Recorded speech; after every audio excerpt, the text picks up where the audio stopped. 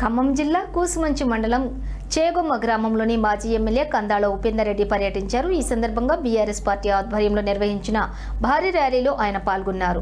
అనంతరం ఏర్పాటు చేసిన సభలో ఆయన మాట్లాడుతూ నూతనంగా గెలిచిన సర్పంచ్లకు అభినందనలు తెలిపారు.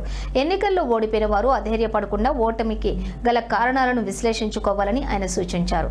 నిరంతరం ప్రజలకు అందుబాటులో ఉంటూ వారి కష్టసుఖాల్లో పాలు పంచుకోవాలని పిలుపునిచ్చారు. వచ్చే ఎన్నికల్లో పాలేరు నియోజకవర్గంలో బీఆర్ఎస్ జెండా ఎగరవేయటమే లక్ష్యంగా పనిచేయాలన్నారు. మరింత దగ్గరగా మరింత మమేకమై మంచిగా పనిచేసుకుంటూ ప్రజలకు అందుబాటులో వండుకుంటూ మీరు మీ ఊర్లని ముందుకు తీసుకెళ్ళి ఖచ్చితంగా నెక్స్ట్ టైం మళ్ళీ మన పార్టీని కానీ మనం కానీ గెలిచేటట్టుగా ఖచ్చితంగా చూసుకోవాలి. మీరందరూ కూడా ఒక చిన్న విషయం గమనించండి. నేను 18 నుంచి 23 వరకు ఎమ్మెల్యే ఉన్నా. ఏ రోజు నన్ను ఎవరన్నా తిట్టంగా చూసిరా? తిట్టినట్టున్నా ఎవరు మాట్లాడతలేరు కదా. ఎవరి నోట్లకి వెళ్ళి మాట వస్తలే. ఉపేందర్ రెడ్డి ఎవరన్నా తిట్టినాడా? ఓడిపోయిన తర్వాత ఎవరన్నా తిట్టాడా? ఓడిపోయినాక ఎప్పుడన్నా ఫోన్ బంద్ చేశాడా? చేసినా చేసిన మరి ఎవరు మాట్లాడతలేరు. నోరు లేదా? ఆకలి అవుతుందా?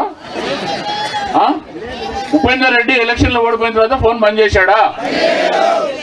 మరి ఇవాళ నాయకులు మన జనాన్ని బండబూతులు తిడుతున్నారు. ఎందుకు మరి ఇది అవసరమా మనకు? నేను ఏ రోజున కూడా ఒక్క నిమిషం కూడా ఫోన్ బంద్ చేయలే. ఓడిపోయిన తెల్లారి నుంచి కూడా మళ్ళీ జనంలోనే ఉన్నాం, జనం కోసం పనిచేస్తున్నాం. ఖచ్చితంగా ఓడినా గెలిచినా జనం నా జనమే అనుకుంటా. ఖచ్చితంగా వాళ్ళ కోసం పనిచేయాలనుకుంటాం. కానీ ఈ రోజున నాయకులు మన జనాన్ని, ముఖ్యంగా మన పాలేరు ప్రజల్ని బండబూతులు తిడుతున్నారు.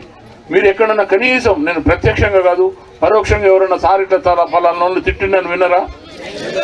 మరి అలా మీరు ఇక్కడ ఏదే మన ఏమంటారు దాన్ని, మీ సోషల్ మీడియాలో కానీ ఇంకెక్కడ కానీ చూడండి ఏ రకంగా తిడుతున్నారో మీకు అర్థమవుతుంది. ఇప్పుడున్న నాయకులు ఏ రకంగా తిడుతున్నారో మీకు అర్థమవుతున్నది. చూడండి ఒకసారి. మనం ఓట్లేసి గెలిపించి అధికారం ఇచ్చి మనం తిట్టు తినాల్సినంత అవసరం ఉందా? మరి మీరు ఒక్క సెకండ్ ఆలోచించండి.